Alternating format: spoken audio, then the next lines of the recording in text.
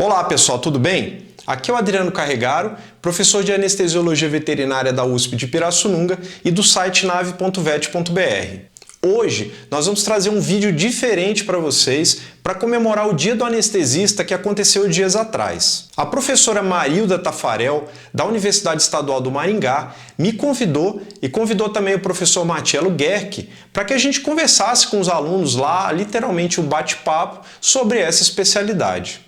Então nós falamos sobre segurança e insegurança na anestesia, qualidades de um bom anestesista, mercado de trabalho e muito mais coisa. Se você tá de boa aí, eu te convido para assistir os melhores momentos desse bate-papo, ok? Já agradeço de antemão a professora Marilda e o professor Marcelo por cederem as imagens para disponibilizar para vocês, ok? Então vamos lá, roda a vinheta.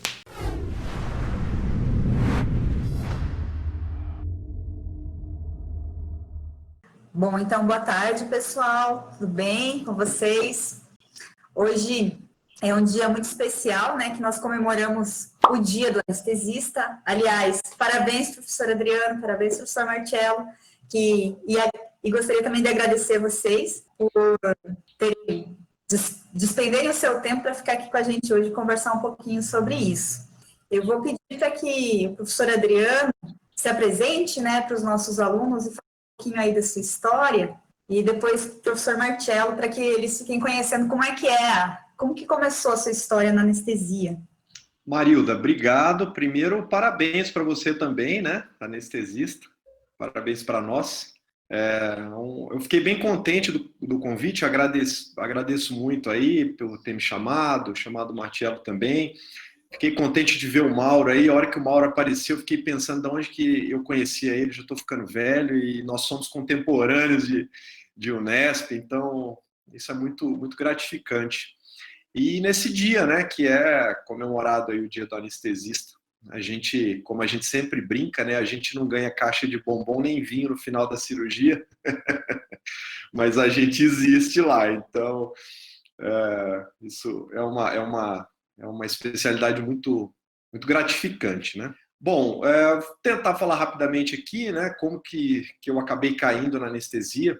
Eu sou aluno da Unesp de Jaboticabal e eu sou um péssimo exemplo para que o aluno venha falar comigo para o que ele vai fazer da veterinária, porque eu quase não gosto de nada da veterinária. Eu quase larguei o curso várias vezes. Mas aí é onde eu conheci o Mauro, foi lá na farmacologia, com o professor Queiroz.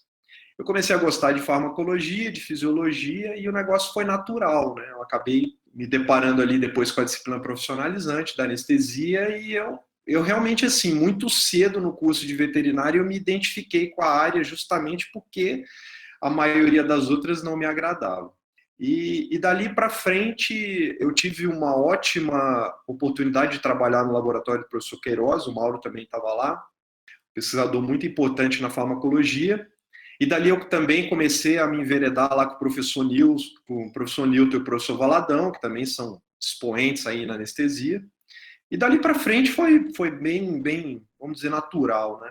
Eu também fiz residência lá em Botucatu, é um lugar realmente de referência na nossa área aqui no Brasil, reconhecido no mundo inteiro. E depois fiz meu mestrado em Jaboticabal de novo com o professor Queiroz, doutorado com o professor Estélio. E desde 2000 que eu venho dando aula dei um pouco de aula na farmacologia e depois eu entrei na anestésio exclusivamente, né? Marcelo, conta pra gente aí um pouquinho da sua história. Boa tarde a todos, então. Feliz Dia do Anestesista, ou Éter Day, né? Bom, eu sou formado em Santa Maria, né? Lá no UFSM. Eu ingressei em Santa Maria em 2005. Eu nunca tive contato com veterinária antes, né? E, obviamente, como nunca entrei em contato com a veterinária e só tinha cães, eu fui pro lado da clínica, né? Então, fazer estágio no hospital veterinário com relação no rodízio lá que a gente tinha no hospital veterinário, mas mais voltado para a clínica. E aí, no quarto semestre, eu comecei a fazer estágio numa clínica, o Dr. Marco Montoya lá, porque meus colegas, todo mundo falava, nossa, eu faço estágio lá e eu vejo cirurgia e tudo mais, eu não sabia nem o que era uma cirurgia. Eu falei, eu quero ver o que é esse negócio também. Aí ele me botou dentro de um bloco cirúrgico um dia lá, né? Vou te ensinar a entrar. Entrei e tudo mais. Primeira vez que eu entrei num bloco. Aí eu entrei no bloco cirúrgico, só que daí tava a Gabriele lá, meus orientado professora Adriana, Gabriele Coelho, que é professora da Fronteira Sul hoje lá. E a Gabriela começou a fazer uma epidural.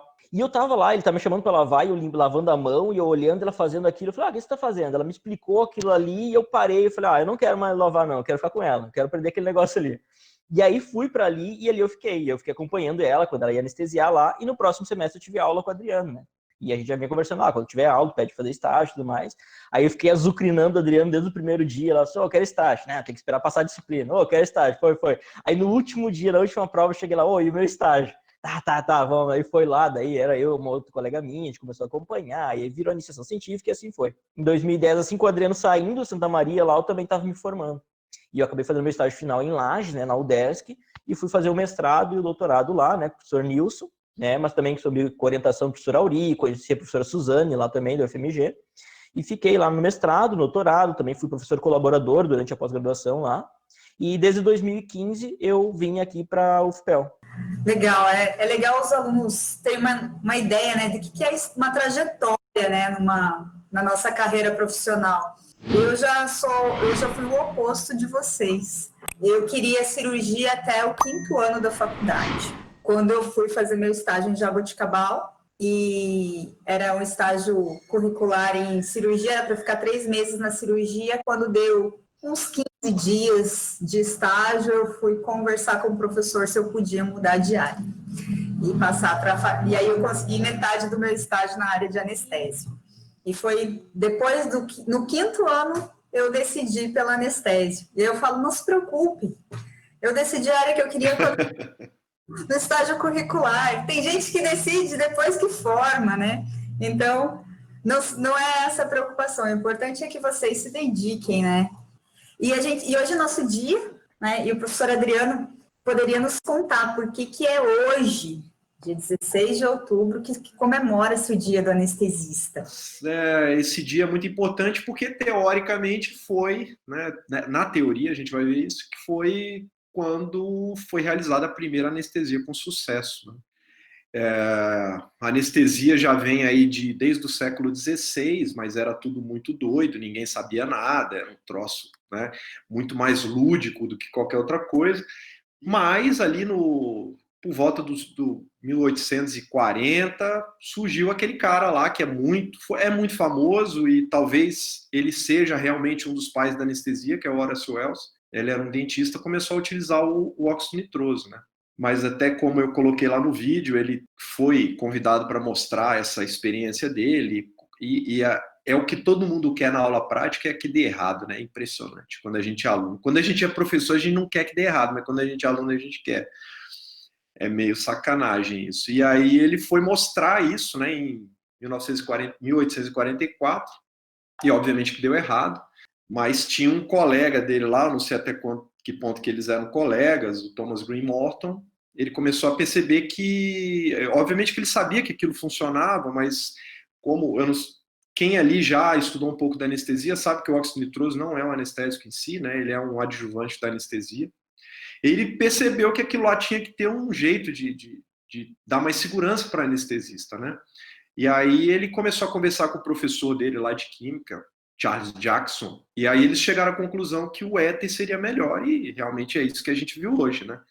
Então, nesse dia, mais de 160 anos atrás, foi feita a primeira anestesia com éter. É muito interessante o que a Marilda falou, que naquela época morria muita gente com anestesia, porque o troço era muito, muito grotesco, né?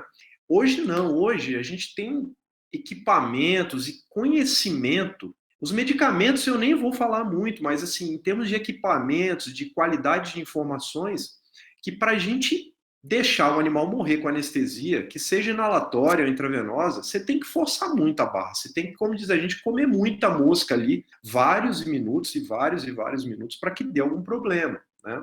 Nesses 150 anos mais, né? Se a gente for ver aí, mais de 150 anos, a gente já adquiriu um conhecimento de anestesia impressionante. Eu posso falar para vocês, por exemplo, né, eu transito nessa área aí por 25 anos, desde o meu tempo de graduação, e eu não me esqueço da primeira anestesia que eu fiz. A gente fez com anestesia dissociativa, um procedimento de OSH. Foi péssimo, né? Tanto que eu me lembro tudo que aconteceu até hoje. Infelizmente, tem gente que ainda faz isso até hoje. Mas, enfim, hoje é totalmente fora da realidade a gente fazer o que a gente fez naquela época, né? Eu lembro que a monitoração naquela época que eu tinha como aluno de graduação, e eu estava num dos melhores lugares do Brasil, que era Jabuticabal, a gente tinha um estetoscópio esofágico e, é complicado falar isso, mas a gente tinha uma gaze que a gente colocava no nariz do animal para ver a gaze mexer. Não era não, Mauro? Era assim, não era, Mauro? E assim, troço pré-histórico, né? Não era, Mauro? Aí, Mauro tá aí que não vai falar. E hoje não, né? Hoje a gente tem condições de monitorar o paciente com uma qualidade absurda, né? A segurança que a gente pode oferecer para o paciente é muito maior do que antigamente. Mas é isso, né? Eu acho que assim, o Marcelo quiser complementar, o Mauro também, a Marilda, né? Eu acho que a gente está aqui mais no bate-papo. E a principal, eu acho aqui, é a gente conversar com vocês, né? Que estão aí em fase de formação, para que a gente troque ideias. Eu acho que até, Adriano, só para frisar, a gente fala nesses 174 anos aí, mas tu pega mesmo a evolução, foi agora os últimos 10, 15 anos, se for pensar.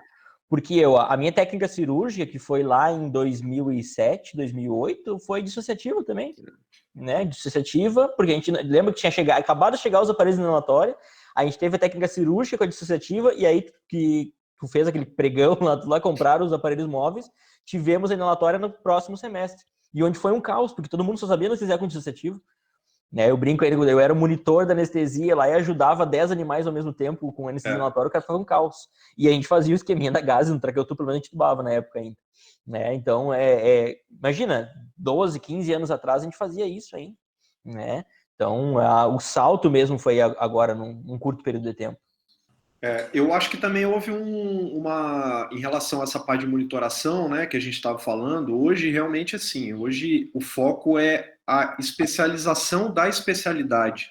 Antes não, né, se a gente for pensar, porque realmente o professor Flávio Massoni, que começou com esse troço de querer fazer as anestesias aqui, como difusor, vamos falar assim, né, porque tinham anestesistas antes, mas geralmente os anestesistas eram cirurgiões, eram aqueles famosos híbridos, né. Talvez ali o anestesista mesmo puro tenha sido o professor Massoni. E aí, como a Marilda falou, eu lembro ali, vamos botar ali 2000... Bom, Marcelo, eu fui para Santa Maria em 2005, então quer dizer, a gente pode botar até ali idos de 2005, 2007, a função do professor de anestesia era fazer o pessoal avaliar a pressão arterial. Então, assim, a barreira nossa era a monitoração. Era um sacrifício, né? Porque a gente tinha que mostrar para as pessoas que era importante avaliar a pressão arterial.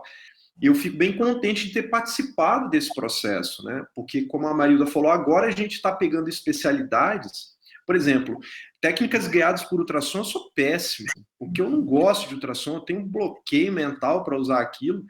Eu até conversei com um amigo meu, falei, cara, eu tenho que arrumar alguém aqui em Pirassununga, um pós-graduando, para desenvolver isso aqui, porque eu realmente tenho deficiência, né?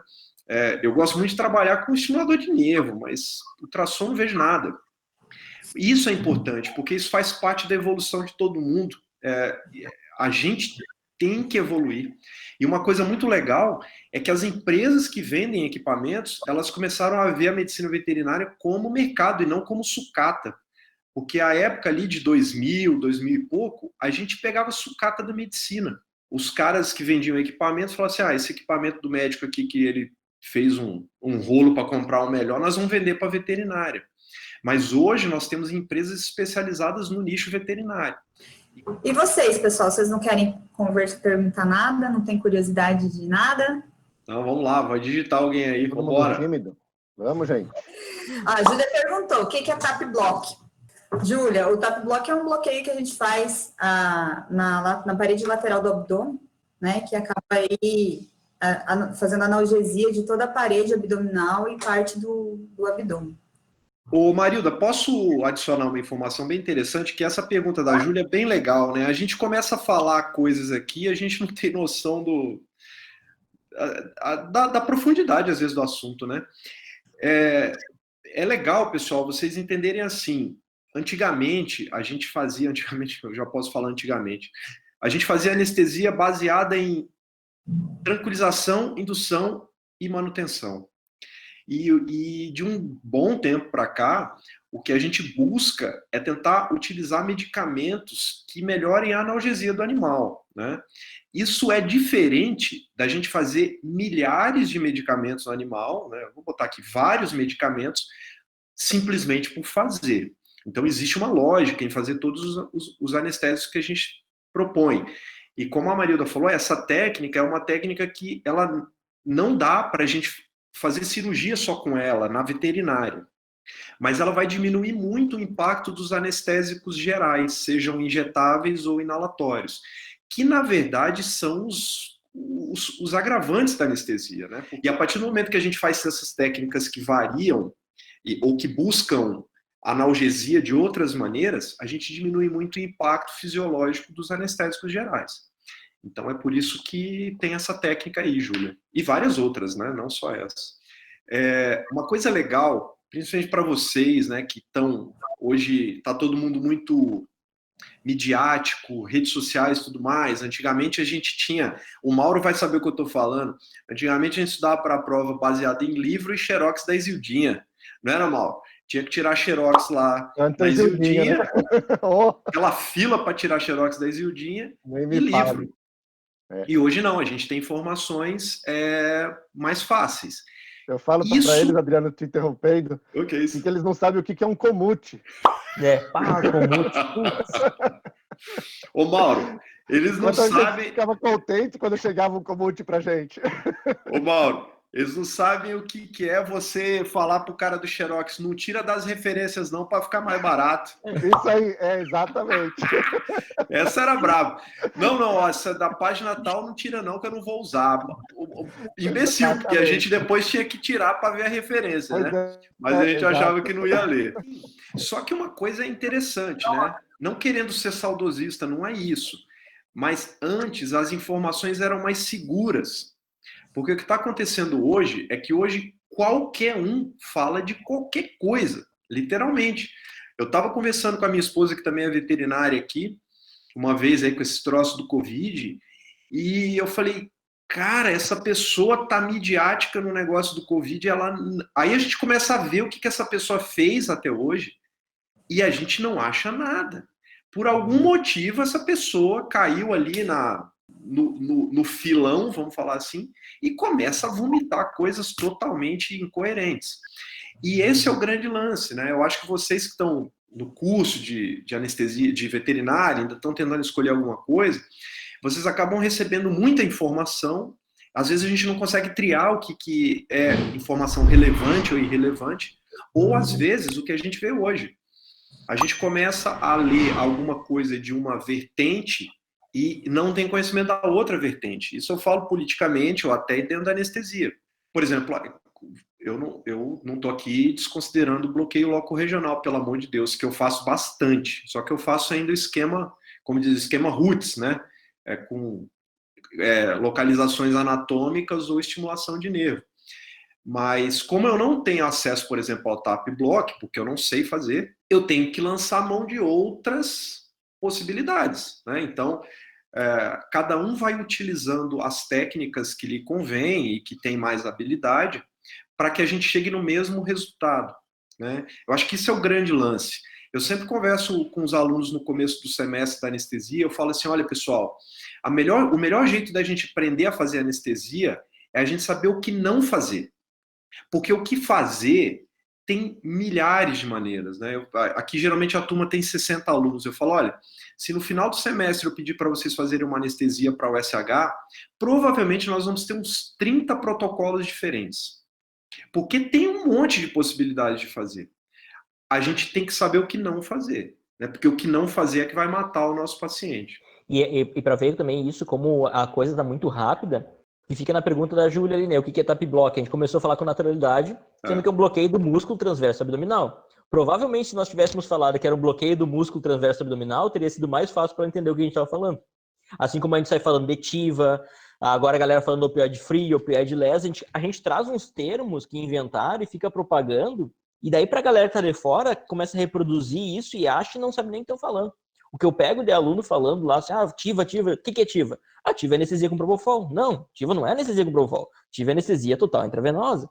Então a gente tem que começar a pensar nisso também. E se girou por quê? Porque alguém hoje, né, como a gente falando, A mídia tá muito alta, Facebook, Instagram, Twitter, TikTok agora, e o cara vai lá e, tô fazendo aqui, eu já vi várias vezes, o cara bota um vídeo de uma anestesia assim, tô fazendo opioide less, block, não sei o que, remifentadec, começa a botar um monte de sigla, e a galera, nossa, uau, e o cara tá fazendo uma anestesia simples, é que ele botou uns temas loucos do inglês lá e puxou alguma coisa, que é outro, periglótica, você já deve ter visto por muito aí. Gente, anestesia periglótica é colocar anestesia local ali que a gente sempre fez, eu aprendi assim lá em 2007, né, e já tem livros citando isso desde 2000, né, então não é uma coisa nova, é que alguém julgou um nome para aquilo, mas a gente sempre colocou anestesia local para entubar o animal, não é nada novo, não surgiu ontem isso.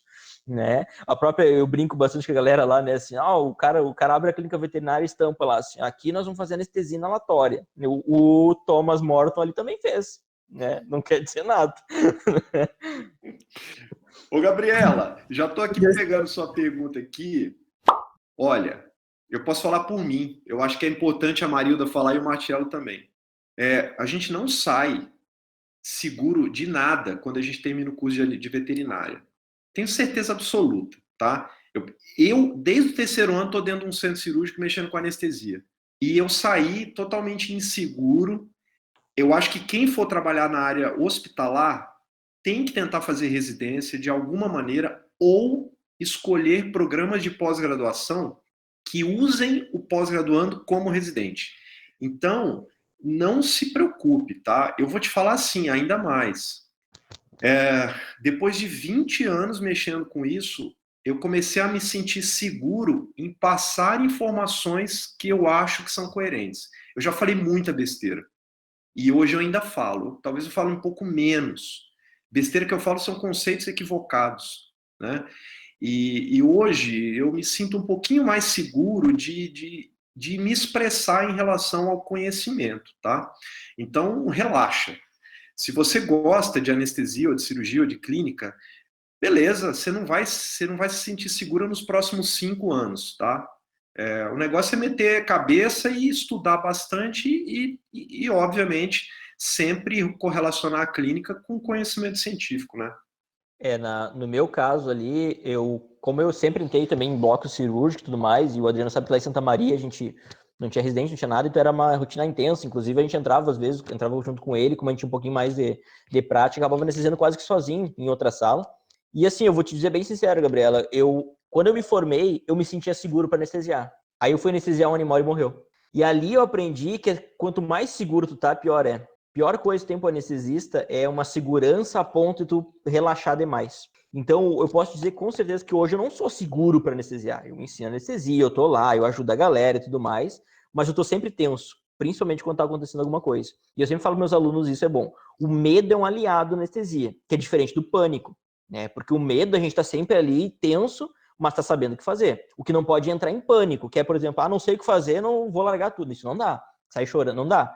Terça-feira passada agora, eu anestesiei meu gato por uma orquiectomia. Eu esqueci de preencher até as fichas, porque eu tava tenso. Era o meu gato, né? Porque eu falei, eu anestesio todo o bicho todo dia. Imagina se meu gato morre na minha mão. Se eu faço uma cagada que ele morre. Só vou fazer uma parte para você. Eu nunca anestesiei bicho meu. Eu sei, eu anestesiei o Boca, lembra? Então, e aí quando chega algum bicho meu para alguém anestesiar, eu jogo na mão dos pós-graduandos e residentes e eu já falo, olha, você cuidado com esse animal aí. Então, assim, eu sempre falo isso, eu não tenho segurança para anestesiar o meu animal porque eu não estou o máximo da segurança. E isso é normal, né? Isso é tranquilo, porque obviamente vai aumentando um pouco mais.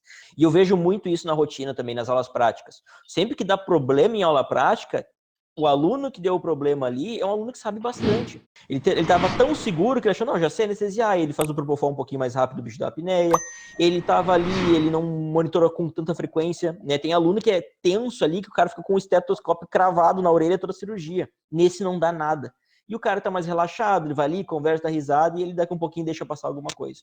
Então não tem de buscar segurança, tem de buscar um controle emocional, né? Depois vem com naturalidade, quando vê tu tá anestesiando sem sentir aquele medo, sem sair com tensão, sem sair suado da sala, mas o medinho lá no fundo sempre vai ter, né?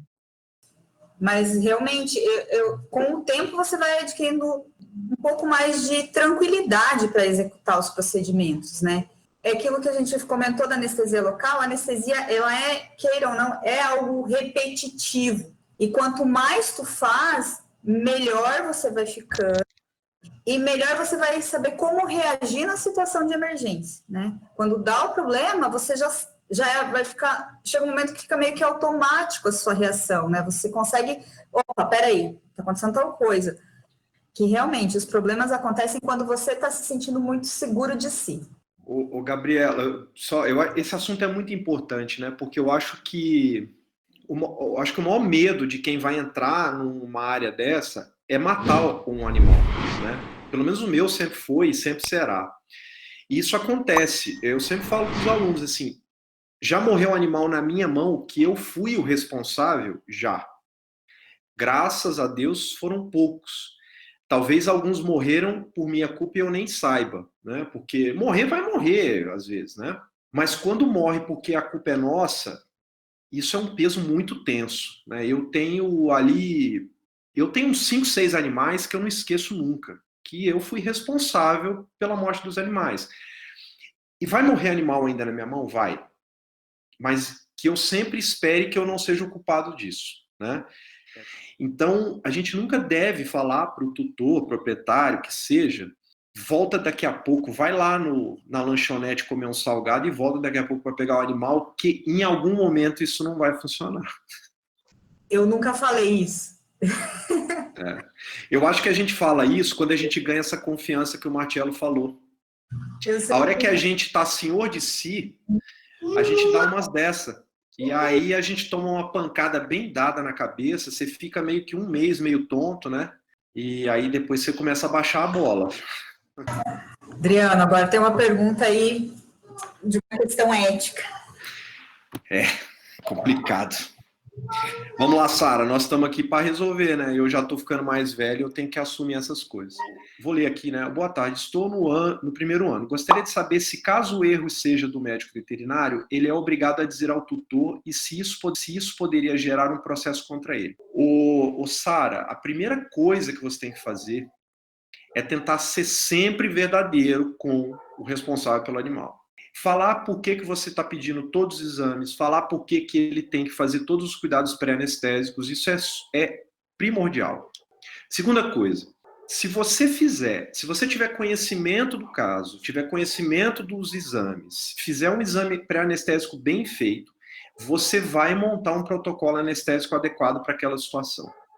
O que vai acontecer é o seguinte: se esse animal morrer, talvez tenha sido possível ter feito uma coisa diferente.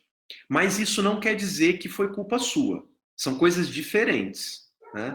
Uma negligência é uma coisa. O animal morrer por você não ter feito um medicamento que talvez você não tenha conhecimento é um pouquinho diferente.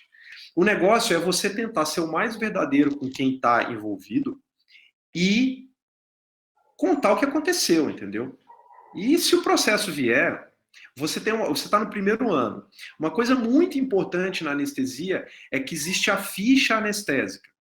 E na ficha anestésica tem tudo o que aconteceu durante o ato anestésico. E aí quem vai determinar se aquilo foi uma imperícia, se foi negligência, ou se foi uma fatalidade, é uma junta de médicos veterinários que não é nem o advogado, nem você, nem eu, né? Então, só para resumir, seja verdadeira com o proprietário, o tutor, e conte o que aconteceu, que se você contar com segurança tudo o que aconteceu da maneira correta, o tutor vai acreditar em você e vai entender o que aconteceu, tá? Vai ser duro, mas ele vai acreditar. Só para dar um pouco também, eu sou do CRMV aqui do Rio Grande do Sul também, né? E acabo participando desses julgamentos também. E assim, que nem o Adriano falou, é impossível, se você for fazer alguma coisa que você tem conhecimento, mesmo que básico, você fazer um erro crasso a ponto de causar um problema assim. O que normalmente a gente vê é aquela velha veterinária, né? Por exemplo, assim, o cara não tem experiência nenhuma com anestesia e resolveu anestesiar um animal. O cara não tem experiência nenhuma com cirurgia e resolveu operar o animal. Isso a gente vê, né? E aquilo que o Adriano falou, tem que tentar buscar ser o mais verdadeiro possível. Por isso, esse seu verdadeiro começa já no pré, né? A maior parte dos processos que a gente recebe do CRMV lá é daquele veterinário que falou assim, ó, não, vou encastrar comigo que não tem problema nenhum, isso aqui é a melhor coisa. E aí dá o problema. E aí, quando o tutor aperta ele vai dizer, não tem culpa nenhuma, não tem culpa, não tem nada a ver, isso aí era normal, não sei o quê. E aí isso causa, imagina, o cara acabou de perder o bichinho dele e causa um desconforto. vi que uma dos alunos colocou ali, até não tem como ter um tipo de contrato, tem. Todo animal que vai entrar na sua clínica, no seu hospital, ele tem que assinar um termo sabendo que ele vai ter que pagar, que ele vai passar por isso. Tu não pode fazer nada num paciente sem o consentimento do tutor, né? Então tudo é assinado, mas isso não nos livra da culpa, né? Ele pode assinar lá, eu sei que o meu animal tem 90% de chance de morrer, e ele morrer, ele pode processar igual. O que é o teu papel? Tu ser verdadeiro, e por isso a importância dos documentos, de justificar nas fichas e tudo mais lá, que você fez tudo certo.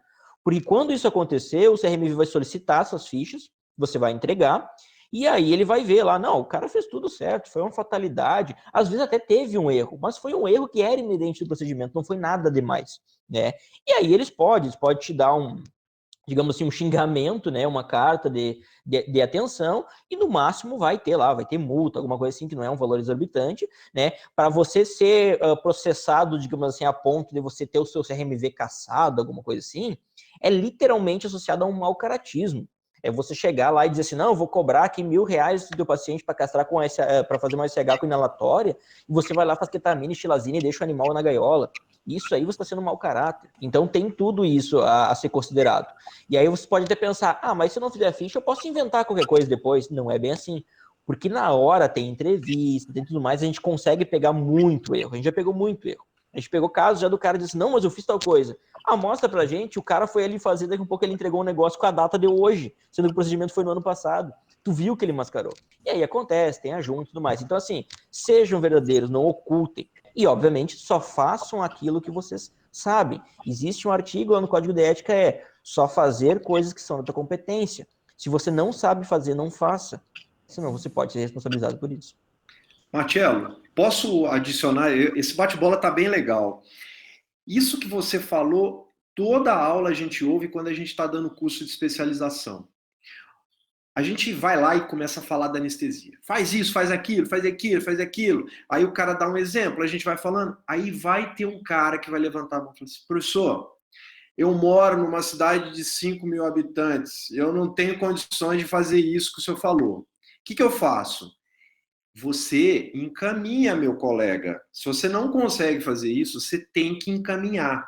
Não é porque você mora numa cidade de 5.000 habitantes, não interessa.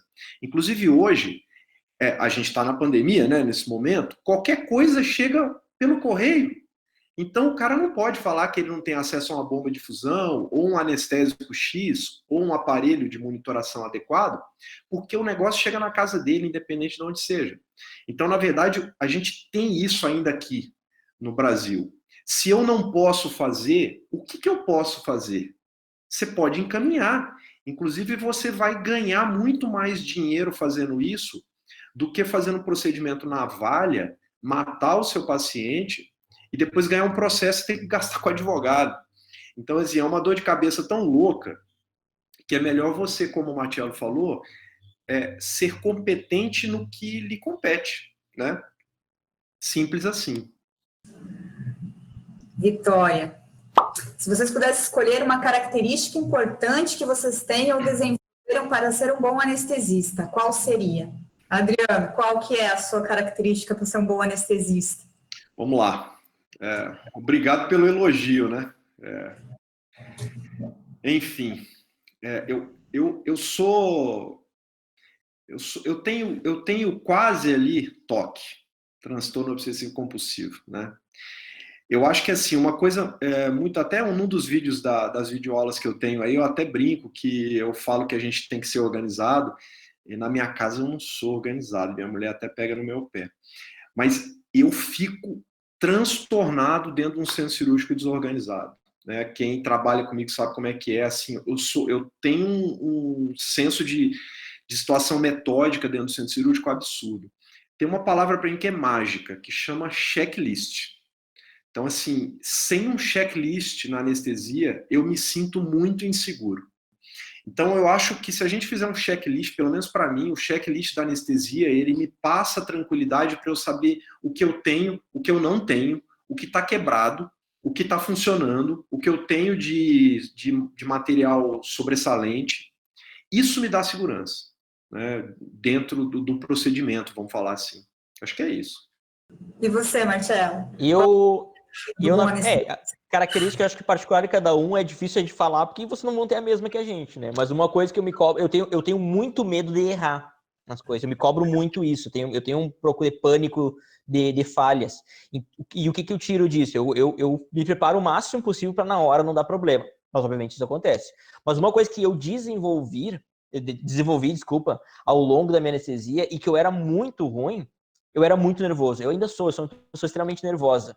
Tipo, de ficar ansioso, assim, de ficar apavorado, desesperado, que é aquilo que a gente foi falando da segurança. E eu aprendi a controlar isso.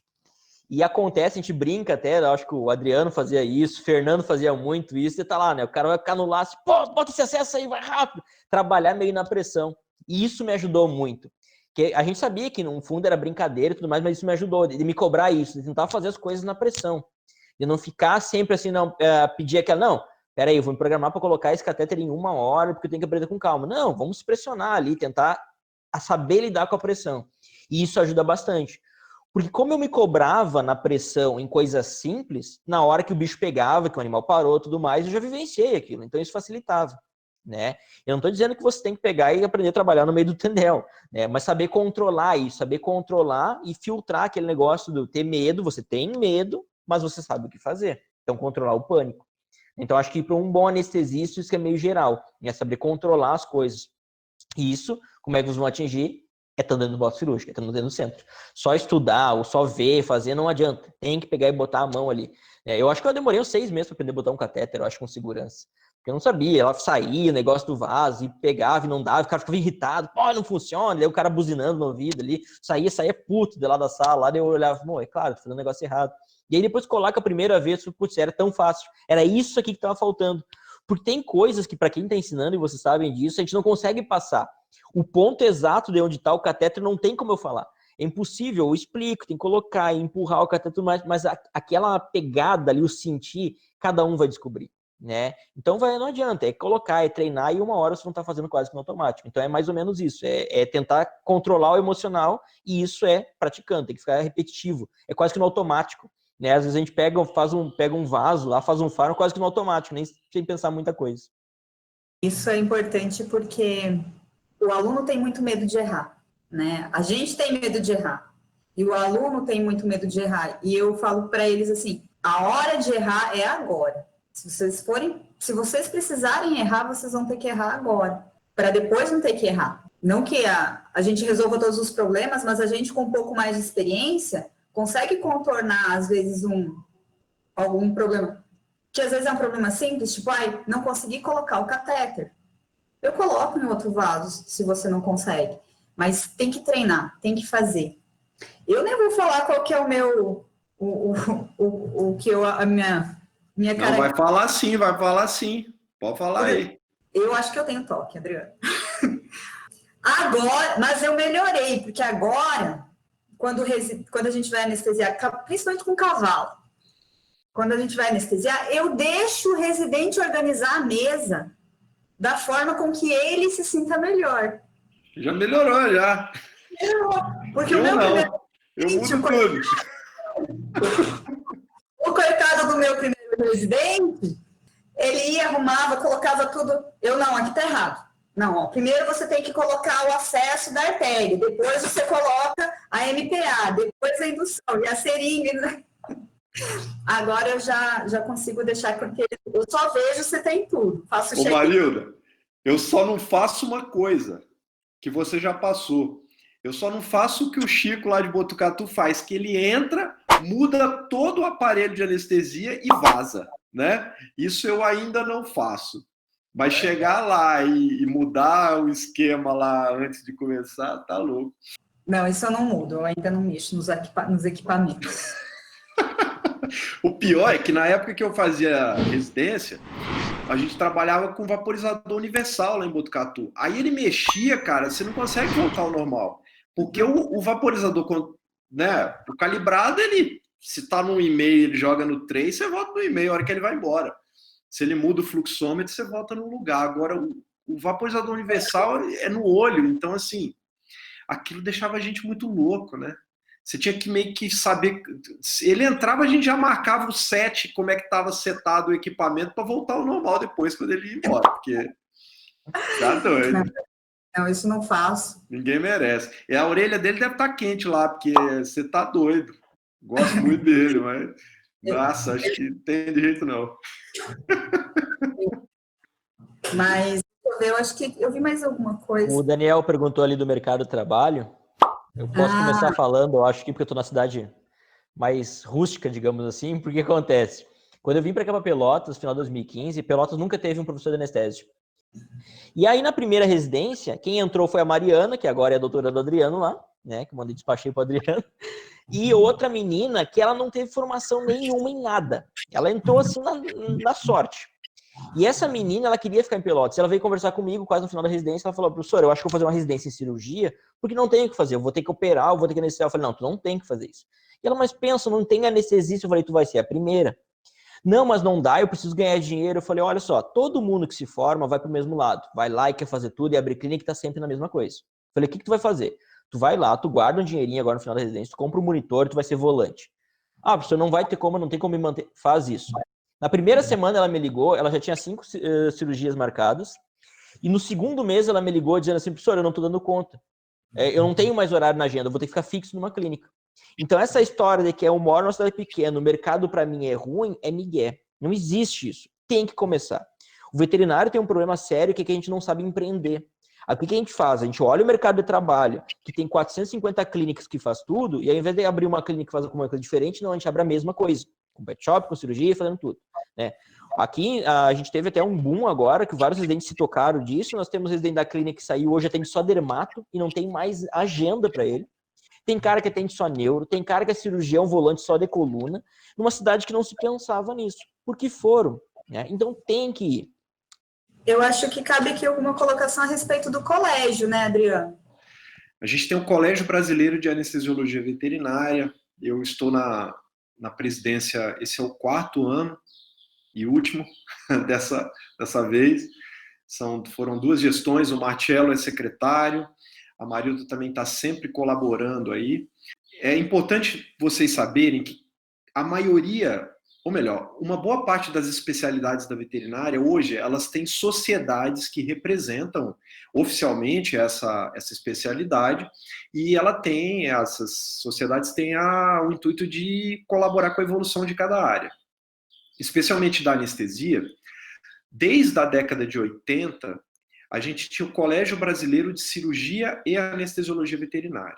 Então a gente sempre caminhou junto com o pessoal da cirurgia, e por questões de divergências de informações, né, e de ideais, a gente, em 2013, os anestesistas fundaram o Colégio Brasileiro de Anestesiologia Veterinária. Então, nós estamos aí há 7 anos como colégio único de exclusividade, da exclusividade da área de anestesia. E a gente tem um site, que é o cebave.org.br, ele também está nas mídias sociais aí. Então, o colégio, ele tem a função de dar o norte naquela área. Nós já fazemos acreditações de residência. Então, o colégio, como que funciona a acreditação da residência? As universidades encaminham as documentações para o colégio, e o colégio envia uma comissão para analisar a qualidade daquela residência, e aí o colégio acredita ou não a residência, né? Mas até hoje, graças a Deus, nós acreditamos todas, e aí o colégio dá ranking para aquela residência. Então isso é legal, porque vocês que estão se formando aí, daqui a pouco, vocês podem entrar no site do colégio e vocês vão ver, por exemplo, que a residência no lugar X, ela é acreditada, que isso já é ótimo, e ela pode ser 3, 4 ou 5 estrelas. Então, isso demonstra que o colégio está chancelando aquela residência, a qualidade dela. Né? O colégio também vai, nesse ano, começar a emitir título de especialista. Isso é muito importante, porque o que a gente vê hoje é a pessoa colocar, até como autopromoção, normal, né, porque faz parte da profissão, especialista em anestesiologia veterinária. E aí o cara fez um curso de especialização. Ele não é especialista. Ele fez um curso de especialização. E se a gente for seguir à risca, especialista é só quem tem um título de especialista do Colégio Brasileiro. Então ele pode falar, eu sou doutor em anestesiologia, eu sou mestre em anestesiologia, eu sou residente, ex-residente de anestesiologia, mas especialista é uma coisa muito complicada, né? Então, a gente tem que entender isso e separar muito, né? Não é porque você fez um curso de um fim de semana durante 12 meses que você vai se tornar especialista. E uma outra coisa para finalizar sobre isso, o Marcelo pode contribuir também, aí espero, com informações que eu esqueci, é que o colégio, a partir de agosto desse ano, a gente está disponibilizando webinar. Então, a todo mês, o colégio disponibiliza gratuitamente para os associados uma palestra com pessoas altamente qualificadas. Então, nós já tivemos o professor Juan, o professor Chico, a professora Denise é a palestrante do mês, ela está falando de fluidoterapia e tudo mais. E os associados, eles têm acesso a essas palestras gratuitamente. Então, a pessoa paga uma anuidade lá, muito simbólica, vocês podem entrar lá no site depois para ver, e a pessoa tem acesso a isso, né? Mesmo não sendo profissional, tá? A gente tem uma modalidade que chama associado aspirante, que a pessoa é aluna e ela pode ser sócia do colégio mesmo assim, tendo essas facilidades. E também, quando nós temos os eventos, que são todos os anos, todo ano a gente tem ou o Congresso Brasileiro ou o Encontro Brasileiro, quem é associado do colégio também tem um baita desconto aí, como a gente fala lá no Sul. Tem mais alguma coisa aí, Marte, para falar do colégio? Acho que além do webinar, o fórum também, né, que a gente lançou agora, então tem um fórum exclusivo para o associado lá, então às vezes está lá, putz, eu gostaria muito de saber um assunto, não tenho a quem recorrer, muitas vezes, eu tenho vergonha de perguntar ao professor, eu estou afastado do professor, coloca lá e vai poder interagir com anestesistas do Brasil inteiro. Inclusive, cada webinar que a gente abre uma sala. Então, deu aula de fluidoterapia, tem o webinar da Fluido. Então, pode dizer, professora Denise, gostaria de saber tal coisa, e a Denise vai te responder lá. Né? Então, isso é bem legal, essa interação. Mas obrigada, gente, foi muito bacana. Obrigado. Adriano, você quer falar alguma coisa do nada? Bom, primeiro, Marilda, eu queria agradecer muito o convite. Eu lembro que quando você falou comigo, eu falei assim, Marilda, mas tem que apresentar alguma coisa, porque eu não estou muito na vibe de apresentar.